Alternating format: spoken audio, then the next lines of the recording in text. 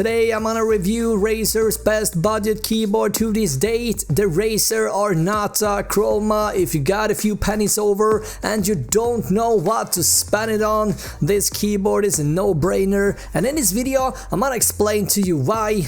Alright, coming up. Hey, how is it going, guys? Robin here on Chips Media, bringing you the best tips and tools for gaming on this channel. You'll find PC components, tech gadgets and console accessories, as well as product reviews. If you're interested in that, consider subscribing. In this video we're gonna dig into the Razer Ornata Chroma. With that said, let's get started. So hybrid membrane is on today's menu when we're gonna take a look at Razer's Mecha membrane keyboard. It's been around for a year now, and I figured it would be a cool idea to take a look at this keyboard now, as the Switch is starting to establish itself on the market. Looking what other gamers have to say, the Switch definitely seems promising. At first, I gotta admit, I thought it sounded kind of cheap to try and turn a basic rubber dome membrane into a more expensive mechanical switch. I'm happy to say, however, this is actually working. You can definitely call the new Switch a hybrid between the traditional membrane and a full-fledged mechanical switch. Kudos to Razer for actually pulling this off, because this doesn't feel anything like a traditional cheap switch at all. Thanks to the construction, it gives the keystroke a very distinct, short, clicky, tactile press. The crisp feel, it's very satisfying, guys, gotta say, and it's something you need to try yourself, because to be frank, you're either gonna love it or hate it. That's what I believe. Now, some argue that the Switch is a tad bit too loud. Now, I actually wouldn't say so. It actually makes writing and gaming more real. Now, to be 100% honest, I find it more satisfying to game on these switches than on the Cherry MX Red switches. Again, that's my personal 2 cents, and I strongly suggest you guys to go visit the local store before making a purchase if you feel unsure in any way, or if you're completely new to mechanical switches. I prefer a switch where you feel the actuation point, something that you doesn't necessarily do with the Cherry MX Red. Now, wouldn't a brown or a blue switch fit me better than? Honestly, I don't quite like either of them. Now, if you share my opinion, you're probably gonna love these switches as well, but let's do a sound comparison between the two in question. First, the Mecha membrane, followed by the Cherry MX Red.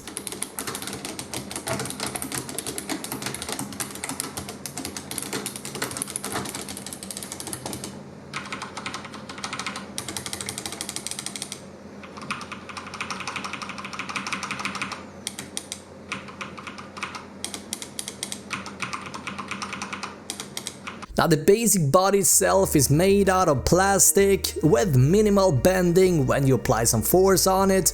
Definitely not an issue here. I think it was a smart move to pick this type of matte plastic. It makes it much easier to hold clean, so to speak. The leatherette palm rest is absolutely on point, and it makes the keyboard feel a lot more expensive than it actually is. I mean, come on, it's not usual to see manufacturers charging up to $180 for keyboards that ultimately have similar specs like this particular keyboard. That's actually more than twice what you have to pay for the Razer Ornata. Right now, Amazon is having a sale on this keyboard where you can pick it up for $80, which, to be honest, is a steal in my opinion. Now, we can compare it up against other keyboards and break it down to tiny pieces, but it doesn't really matter in my opinion. This is a fantastic keyboard, and this is the chance to enjoy a premium like keyboard for under $80. Now, with that said, here goes the specs. So again, we're looking at Razer's own Mecha membrane technology. We got mid-height keycaps, we got Razer Chroma backlighting, we got the ergonomic wrist rest, we got Razer Synapse enabled, fully programmable keys with on-the-fly macro recording. We got 10 key rollover, dedicated gaming mode, anti-ghosting capability for up to 10 simultaneously key presses. Now, this keyboard is almost perfect, but I got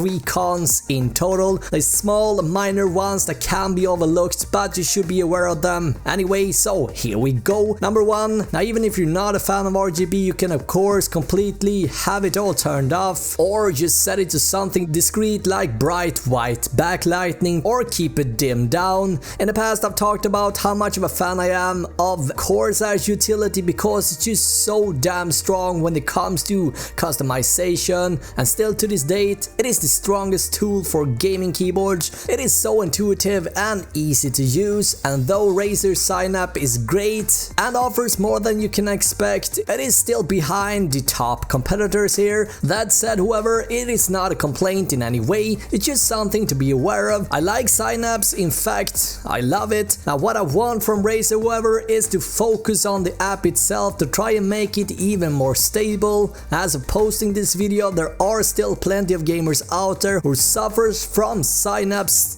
running in the background of their system, but they are unable to actually start the app. This is something that's been a clear issue, and Razer is yet to address this. They simply doesn't know what's causing it. I hope they can fix this pretty soon, and also that Synapse 3 gets to leave the beta program soon. It will be the best for themselves as well, for the consumers as well, because it has so much potential. I'm not worried, to be frank. I'm sure Razer will get this one right. My second complaint is the lack of media buttons. There are no dedicated buttons like a volume knob or a play, pause, skip track, etc. Now keep in mind this is common in keyboards under the $100 mark, though there are some keyboards that have this. It's something to have in mind that Razer Ornata is actually lacking it. That being said, there are ways to control this. Razer has solved this by having a function key